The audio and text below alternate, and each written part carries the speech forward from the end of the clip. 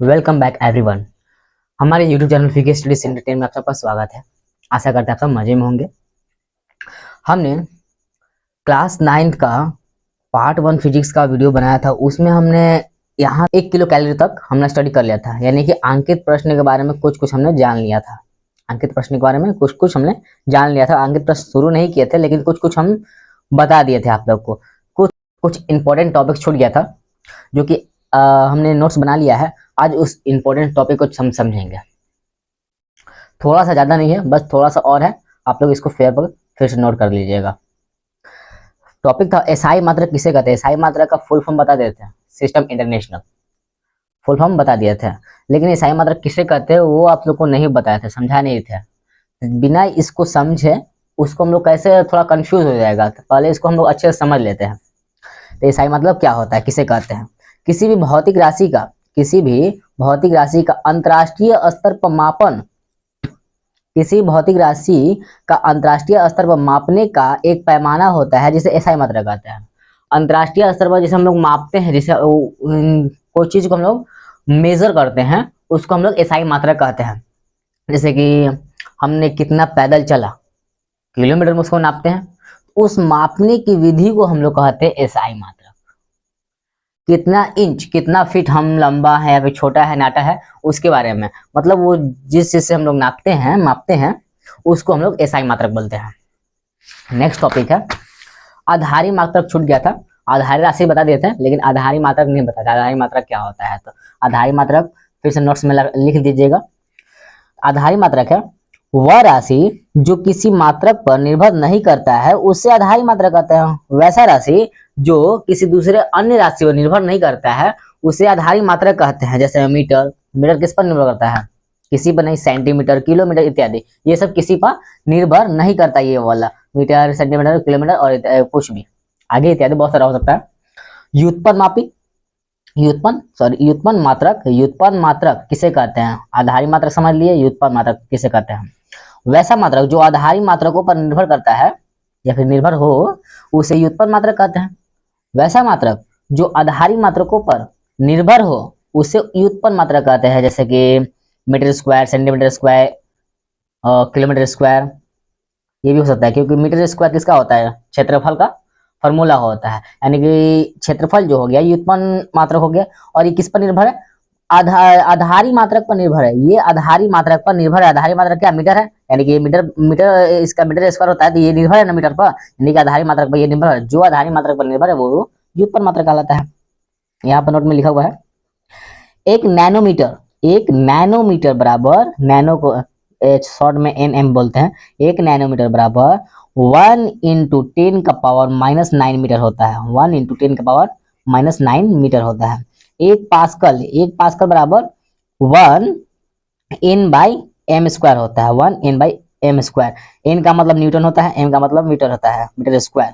यानी कि पिछले वीडियो हम पास्कल का फॉर्मूला बताए थे। हाँ, यहाँ पर दाब का फॉर्मूला बताया था ना, बल बटा में क्षेत्रफल होता है, यानी कि N/m²। दाब का एसआई मात्रक क्या होता है, N/m²। इसी को पास्कल बोलते हैं। एक पास्कल में इतना होता है। पास्कल मतलब दाब समझ लीजिए, एक तरह से दाब ही समझ लीजिए। यानी कि दाब का फॉर्मूला होता है N/m²। N/m² होता है दाब का फॉर्मूला, ये होता है ना। अगर इसको हम 1 × N/m² लिख सकते हैं ना, 1 × यानी कि एक पास्कल हम कह सकते हैं, एक पास्कल बराबर 1 N/m² होता है। पास्कल, एक पास्कल बराबर कितना होता है, 1 N/m²। यही होता है पास्कल फॉर्मूला, ठीक है। अब आगे प्रकाश वर्ष, लाइट ईयर। प्रकाश वर्ष क्या होता है, प्रकाश वर्ष होता क्या है, प्रकाश वर्ष के बारे में जानते हैं। एक वर्ष में प्रकाश द्वारा तय की गई दूरी को प्रकाश वर्ष कहते हैं।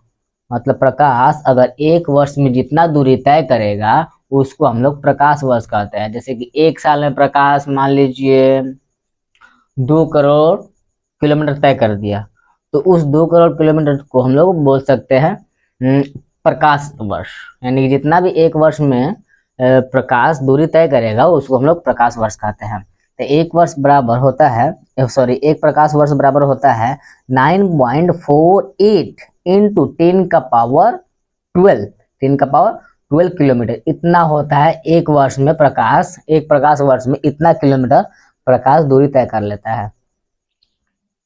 एक प्रकाश वर्ष में प्रकाश जो है इतना दूरी तय कर लेता है। रेडियन क्या होता है? रेडियन के बारे में बताते हैं, स्टेरेडियन और समतल कोण, घन कोण, इसके बारे में बताते हैं। रेडियन क्या होता है? यहाँ पर रेडियन लिखा हुआ है, पढ़ लेते हैं। रेडियन, रेडियन कोण मापने का एक अंग्रेजी पद्धति है जिसे हम सी द्वारा संकेत करते हैं। यह एक प्रकार का वृत्तीय रूप है, यह एक प्रकार का वृत्तीय रूप है। रेडियन क्या है? एक प्रकार का वृत्तीय रूप है। रेडियन एक प्रकार का वृत्तीय रूप है। एटमॉस्फेयर, एटमॉस्फेयर के बारे में हमने लास्ट वीडियो में बताया था, लेकिन एटमॉस्फेयर होता क्या है ये हमने नहीं बताया था। तो एटमॉस्फेयर क्या होता है इसके बारे में हम लोग यहाँ पर अभी जान लेते हैं। पहले मैं बताया था, फिर से आप लोग रिवीजन कर लीजिएगा नोट से। एटमॉस्फेयर होता है वायुमंडल में एक गैसों का दाब होता है, उसी गैसीय दाब को मापने की मात्रा को क्या बोलते हैं? एटमॉस्फेयर बोलते हैं। वायुमंडल मतलब हमारे वायुमंडल यानी जहाँ ऊपर जहाँ एरोप्लेन वगैरह चलता है, वो तो एरोप्लेन कहाँ चलता है? वायुमंडल में चलता है, उसको वायुमंडल बोलते हैं। वायुमंडल में एक गैसों का दाब होता है, गैस होता है वायुमंडल में, बहुत सारा गैस होता है, नाइट्रोजन, बहुत सारा मतलब गैस होता है वहां पर। वायुमंडल में गैसों का दाब होता है, उसी गैसीय दबाव को क्या बोलते हैं? उसी गैसीय दबाव को मापने की मात्रा को क्या बोलते हैं? एटमॉस्फेयर बोलते हैं। बस सिंपल। एटमॉस्फेयर क्या होता है कोई पूछेगा तो आप लोग बता दीजिएगा। केल्विन मापक्रम, केल्विन मापक्रम, केल्विन मापक्रम क्या होता है? केल्विन मापक्रम, केल्विन के बारे में बताते हैं, लेकिन केल्विन मापक्रम क्या होता है ये नहीं बताते हैं। यहाँ पर सबके क्वेश्चन में होगा, तो इस वीडियो को अच्छे से लिखिएगा। अगर पसंद आएगा तो वीडियो को लाइक कीजिएगा, शेयर कीजिएगा और साथ ही साथ सब्सक्राइब कीजिएगा। हम केल्विन मापक्रम क्या है? मापकों की अंतर्राष्ट्रीय पद्धति में ताप के मापन के लिए एक विशेष प्रकार का पैमाना होता है, पैमाना प्रयुक्त किया जाता है, जिसे केल्विन मापक्रम कहते हैं। इसे के द्वारा सूचित करते हैं। के कैपिटल के रखेंगे हमेशा, केल्विन कैपिटल के रहता है। किलो को स्मॉल के लिख सकते हैं, किलोमीटर किलोग्राम होता है जो, उसमें स्मॉल के होगा, लेकिन केल्विन में पूरा कैपिटल होगा, पूरा कैपिटल होगा। समझ में आया? मापकों की अंतर्राष्ट्रीय पद्धति में ताप के मापन के लिए एक विशेष प्रकार का पैमाना प्रयुक्त किया जाता है, जिसे केल्विन कहते हैं। ताप, ताप को मापने के लिए जो मात्रक होता है उसे हम लोग केल्विन कहते हैं, सिंपल सी भाषा में। दाब क्या होता है? दाब का फॉर्मूला लिखवाया था इधर, हमने यहाँ पर दाब का फॉर्मूला लिखवाया था, ये वाला। दाब का फॉर्मूला होता है बल बाई क्षेत्रफल होता है। बल का SI मात्रक न्यूटन होता है और क्षेत्रफल का SI मात्रक मीटर स्क्वायर होता है, यानी कि N/m²। ये दाब का फॉर्मूला है। लेकिन दाब का फॉर्मूला लिखा दे, लेकिन दाब क्या होता है ये नहीं बताते हैं। समझ लेते हैं यहाँ पर दाब क्या होता है। प्रति एकांक क्षेत्रफल पर लगने वाले बल को दाब कहते हैं। प्रति एकांक क्षेत्रफल पर लगने वाले बल को दाब कहते हैं। जैसे कि हम इस कॉपी पर प्रेस किए वाला, ऐसे प्रेस किए, तो हम प्रेस कैसे करें? दाब लगा रहे हैं, यानी कि बल लगा रहे हैं। बल लगा रहे हैं तब ना ये प्रेस हो रहा है, दब रहा है। इसी बल को, यानी कि प्रति एकांक क्षेत्रफल पर लगने वाले बल को, यानी कि हम बल लगा रहे हैं, यहाँ पर लगने वाले बल को हम क्या बोलते हैं? दाब कहते हैं। यानी कि बल लगा रहे हैं तब में दब रहा है वो वाला। बस इतना ही टॉपिक था। मेन यहाँ पर फॉर्मूला है, 1 इंच बराबर होता है 2.54 सेंटीमीटर। एक स्केल लीजिएगा, स्केल में देखिएगा 1 इंच का दूरी होता है 2.54 सेंटीमीटर होता है। 1 फुट बराबर 12 इंच होता है। 1 फुट बोलिए फिर फीट बोलिए, एक ही बात होता है। एक कैलोरी बराबर 4.18 जूल होता है, 186 जूल होता है। 1 कैलोरी बराबर 4.186 जूल होता है। बस इतना ही क्वेश्चन टॉपिक छूट गया था, बस इतना ही हो गया। अब इसको समझ लिया हमने, अपने से अपने नोट्सबुक पर अच्छे से उतार लीजिएगा इसको। अब हम चलते हैं अंकित प्रश्न की ओर। अंकित प्रश्न क्या होता है? अंकित प्रश्न बता दे रहे हैं, बुक पहले ओपन कर ले। यहाँ पर लिखा हुआ है अंकित प्रश्नोत्तर, प्रश्न उत्तर। अंकित प्रश्न का होता है न्यूमेरिकल, जिसको हम लोग इंग्लिश में न्यूमेरिकल बोलते हैं। अब यहाँ पर दे दिया बुक से लोग समझते हैं क्या लिखा हुआ है। निम्नलिखित तापमानों को सेल्सियस स्केल में परिवर्तित कीजिए। परिवर्तित मतलब बदलना, ठीक है। जो भी तापमान दे दिया है इसको सेल्सियस में हमको बदलना है सेल्सियस में, यानी कि केल्विन में दिया हुआ है 300 केल्विन में, इसको सेल्सियस में बदलना है। तो हम बताए थे आप सबको 0 डिग्री सेल्सियस बराबर 273 केल्विन होता है। 0 डिग्री सेल्सियस बराबर 273 केल्विन होता है और 100 डिग्री सेल्सियस बराबर 373 केल्विन होता है। 373 केल्विन होता है। इन दोनों के बीच में 100 का डिफरेंस होता है। 0 डिग्री सेल्सियस बराबर 373 केल्विन होता है। केल्विन में डिग्री नहीं होता है, हम बताए थे। सेल्सियस में डिग्री होता है, केल्विन बिंदु नहीं देंगे। 100 डिग्री सेल्सियस बराबर होता है 373 केल्विन होता है। के का मतलब केल्विन, सी का मतलब सेल्सियस। यहाँ पर लिखा हुआ है, हम जानते हैं कि 0 डिग्री सेल्सियस बराबर 273 के होता है, लगभग में होता है ना, बताते हैं ये वाला, बताइए भैया कॉपी में नोट्स में बताए थे। अब ए नंबर बोल रहा है 300 केल्विन, 300 केल्विन दिया है, इसको सेल्सियस में बदलना है, इसको सेल्सियस में बदलना है। कैसे बदलेगा सेल्सियस में? ए वाला क्वेश्चन दिया है 300 केल्विन, इसको सेल्सियस में बदलना है। तो इसको हम क्या करेंगे, 300 में से 0 डिग्री सेल्सियस को हम घटा देंगे, यानी कि 300 केल्विन है ये, 300 केल्विन में से 0 डिग्री सेल्सियस को क्या करेंगे, घटा देंगे। 0 डिग्री सेल्सियस बराबर कितना होगा, 273। 273 0 डिग्री के बदले में हम 273 ले देंगे, यानी कि इसमें से 273 घटा दिए। अगर जब घटाएंगे तो सेल्सियस में ब्रैकेट में करके सेल्सियस कर देंगे, डिग्री देके सेल्सियस हो जाएगा। सेल्सियस में चेंज करना है ना, तो सेल्सियस कर देंगे। तो घटाने पर कितना आ गया, घटाने जाए इसको हासिल दिया, इसको हासिल 10 में से यहाँ पे लिखते हैं 10 में से 3 गया तो 7 बच गया, ये 9 हो गया, 9 में 7 गया तो 2 बच गया, और 2 खत्म हो गया, यानी कि 0 डिग्री यहाँ पर डिग्री हो गया सेल्सियस, यानी कि 27 डिग्री सेल्सियस। 300 के को केल्विन को हम सेल्सियस में बदलेंगे तो 27 डिग्री सेल्सियस आ जाएगा। यहाँ पर बुक में भी दिया हुआ है, सेम उसी तरह यहाँ पर बना हुआ है, ठीक है। अब बी नंबर बोल रहा है, बी नंबर 573 केल्विन है, 573 केल्विन है। बी वाला भी देख लेते हैं। 573 केल्विन को हमने चेंज करना है, यानी कि 573 में से कितना डिग्री है, 0 डिग्री सेल्सियस। 0 डिग्री सेल्सियस में डिफरेंट चेंज करना है, सेल्सियस में बदलना है तो सेल्सियस को घटाएंगे, सेल्सियस में बदलना है तो सेल्सियस को घटाएंगे, तो 0 डिग्री सेल्सियस को घटा देंगे। 0 डिग्री सेल्सियस बराबर हम लोग के लिखेंगे, क्योंकि ये के में है, यूनिट एक ही रहना चाहिए, यूनिट एक ही रहना चाहिए। 0 डिग्री सेल्सियस बराबर 273 के होता है, 273 के इसमें से घटा देंगे, 273 घटा दिए तो डिग्री देके सेल्सियस लिख देंगे। अब घटाएंगे जितना आ जाएगा उतना हमारा सेल्सियस हो जाएगा। 3 में से 3 गया तो 0 बच गया, 7 में 7 गया तो 0 बच गया, और 5 में से 3 गया तो 5 में से 2 गया तो 3 बच गया, यानी कि 300 डिग्री सेल्सियस हमारा आ गया। यहाँ क्वेश्चन यहाँ पर आंसर में दे दिया 300 डिग्री सेल्सियस दे दिया, समझ में आ गया। अब ये तो 1 नंबर क्वेश्चन सॉल्व हो गया। दूसरा नंबर क्वेश्चन देखते हैं।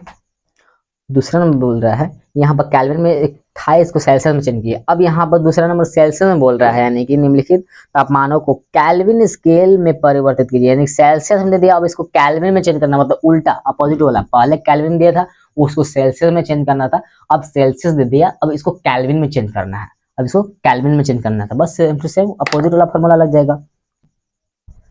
सेम टू सेम वैसे करना है। फर्स्ट वाला क्वेश्चन बोल रहा है ए, क्वेश्चन नंबर 2 का ए है 25 डिग्री सेल्सियस, 25 डिग्री सेल्सियस उसको केल्विन में चेंज करना है, इसको केल्विन में चेंज करना है। तो अभी हम बताए हैं 0 डिग्री सेल्सियस बराबर होता है 273 केल्विन होता है। तब 25 डिग्री सेल्सियस है तो इसको केल्विन में चेंज करेंगे, यानी कि डिग्री को डिग्री में क्या जोड़ेंगे ना। ये 25 डिग्री सेल्सियस है, 25 डिग्री सेल्सियस को 0 डिग्री सेल्सियस में जोड़ देंगे, यानी 0 डिग्री सेल्सियस को के में बदलना है, यानी केल्विन बदलना है। तो केल्विन बदलने के लिए हम यही वाला यूज करते हैं, यानी कि 273 जोड़ देंगे तो केल्विन हो जाएगा, डिग्री नहीं लगेगा। ध्यान से, डिग्री केल्विन नहीं लगता है, सेल्सियस में लगेगा। इसको जोड़ देते हैं, 3 और 5 8 हो गया, 7 2 9 हो गया, और 2 का 2 यानी कि 298 केल्विन। 25 डिग्री सेल्सियस को अगर हम लोग केल्विन में चेंज करेंगे तो 298 केल्विन आ जाएगा। यहाँ पर आंसर से वही दे दिया, सेम टू सेम, बुक से मिला सकते हैं आप लोग। बी नंबर में 373 डिग्री सेल्सियस को केल्विन में चेंज करना है, बस उसी तरह जोड़ देंगे इसमें भी। बी नंबर में हम देख लेते हैं 373 है ना, हाँ 373 डिग्री सेल्सियस है, 373 डिग्री सेल्सियस उसको केल्विन में चेंज करना है। तो 373 को 373 लिख देंगे और इसमें क्या जोड़ेंगे, यही 0 डिग्री बराबर कितना होता है 273, 273 को जोड़ देंगे, 273 को जोड़ देंगे, ये केल्विन हो गया। जोड़ देते हैं 3 3 6 7 7 14 2 3 5 1 6, यानी कि 646 केल्विन हमारा आंसर हो गया। यानी कि 373 डिग्री सेल्सियस को हम लोग चेंज किए केल्विन में तो 646 डिग्री, सॉरी डिग्री नहीं होगा, 646 केल्विन हमको मिल गया, 646 मिल गया। बस खत्म हो गया क्वेश्चन, इतना ही तो था, इतना इजी तो है। 3 नंबर क्वेश्चन में लोहे के एक टुकड़े का आयतन कितना दिया हुआ है 0.45 मीटर क्यों, क्यों मतलब घन, क्यों दे दिया मतलब उसका आयतन, क्यों कब, जब भी तभी होता है जब उसका आयतन दिया जाता है तब, और स्क्वायर कब रहता है जब उसका क्षेत्रफल दिया जाता है तब। स्क्वायर का फॉर्मूला क्षेत्रफल में, सॉरी क्षेत्रफल का फॉर्मूला स्क्वायर में आता है और आयतन का फॉर्मूला जो भी है वो क्यों में आता है। यानी कि यहाँ पर दे दिया है लोहे के एक टुकड़े का आयतन, लोहा है उसका एक टुकड़ा का आयतन कितना है 0.45 मीटर क्यों है, और उसका द्रव्यमान जो है, द्रव्यमान उसका वेट, आयतन का मतलब उसके अंदर कितना अट सकता है, द्रव्यमान मतलब उसका वेट, उस लोहे का वेट कितना है 3510 किलोग्राम, 3510 किलोग्राम है। तो लोहे का घनत्व ज्ञात करना है, लोहे का घनत्व ज्ञात करना है, जो दिया हुआ है वैसी तरह ले देंगे हम लोग। दिया है कि लोहे के टुकड़े का आयतन कितना है, आयतन को v से संकेत करते हैं, आयतन कितना है 0.45 मीटर क्यूब, उसका द्रव्यमान कितना है m, द्रव्यमान मतलब m हो जाएगा, मास उसका यानी कि 3510 किलोग्राम, 3510 किलोग्राम उसका वेट है उस टुकड़े का। यदि लोहे का घनत्व यानी कि पी हमको निकालना है, घनत्व ही निकालना है, घनत्व को पी से संकेत करते हैं, घनत्व हो तो सूत्र होता है, घनत्व का फॉर्मूला होता है द्रव्यमान बाई आयतन, घनत्व का फॉर्मूला ये नहीं लिख पाएंगे, लिख दीजिएगा आप लोग, घनत्व का फॉर्मूला होता है पी, यानी घनत्व हो जाएगा पी, द्रव्यमान मतलब m और आयतन मतलब v हो जाएगा, यानी कि हम p equal to m by v भी लिख सकते हैं, तो हमको निकालना है p, निकालना है घनत्व निकालना है ना, घनत्व क्या p बराबर कितना लिख दें, फिर से कभी समझ देते हैं, तो दिया हुआ है शॉर्ट में समझते हैं, शॉर्ट में खाली समझेंगे। p हमको निकालना है, यानी कि p का फॉर्मूला होता है m बाई v होता है, p का फॉर्मूला m बाई v होता है, तो p निकालना है, m हमारा मास दे दिया है, मास कितना दिया हुआ है 3510 किलोग्राम दे दिया है, और बटा में v कितना दिया है, v आयतन दे दिया है 0.45। अब इस पॉइंट को हम हटाएंगे, पॉइंट की जगह पर ऊपर गुना देके एक आ जाएगा, पॉइंट के बाद 2 अंक है, 2 जीरो हो जाएगा, हो गया, और पॉइंट नीचे काम खत्म हो गया। अब 2 यानी कि 100 आ गया, इसको 100 से गुना करेंगे तो 3510 पहले से है, 2 जीरो आओ इसको मिल गया, और नीचे खाली 45 बच गया, तो इसको 45 से भगा देंगे, 45 से भगा देते हैं, देखते हैं कट रहा है कि नहीं। 5 के बड़ा से इसको घटाएंगे, जैसे तो 5 के बड़ा में 9 बार में है, और ये 5 के बड़ा में 5 7 35 10, यानी कि 2 अंक है, देन जीरो देके 5 गुना के 10, 2 जीरो दे दिया, हो गया। 9 के पास जाएगा, ऑफ कोर्स ये 9 के पास जाएगा, फिर से 9 के पास 70 नहीं है, उससे कम क्या है, उससे कम 9 से 63 है, 9 से यहाँ पे 9 से 63, 7 हाथ से बच गया, ये हो गया 72, 9 8 72 होता है, 2 जीरो आती है, कितना हो गया, यानी कि पी यानी घनत्व इसका हो गया 6800, घनत्व इसको कितना निकल गया 6800, यहाँ पर 6800 किलोग्राम मीटर क्यूब निकल गया। किलोग्राम मतलब ये ऊपर किलोग्राम में था ना, ऊपर वाला किलोग्राम में लिख देते हैं, और नीचे वाला मीटर क्यूब में था, यानी कि बाई में था, यानी कि यहाँ पर किलोग्राम पर मीटर क्यूब हो गया हमारा आंसर। बस इस तरह इसको अब खंड कर दिया है, इसको भागा दे दिया है 1000 से, तो कुछ इसको पॉइंट मिला दिया है, इसको पॉइंट मिला दिया है, आ जाएगा, इसी को पॉइंट मिला दिया है, यानी कि यहाँ पर 7800 है, सॉरी 6800 नहीं बोलते थे, 7800, ये 7800 आ गया, ये हमारा 7800 आ गया, मिल गया।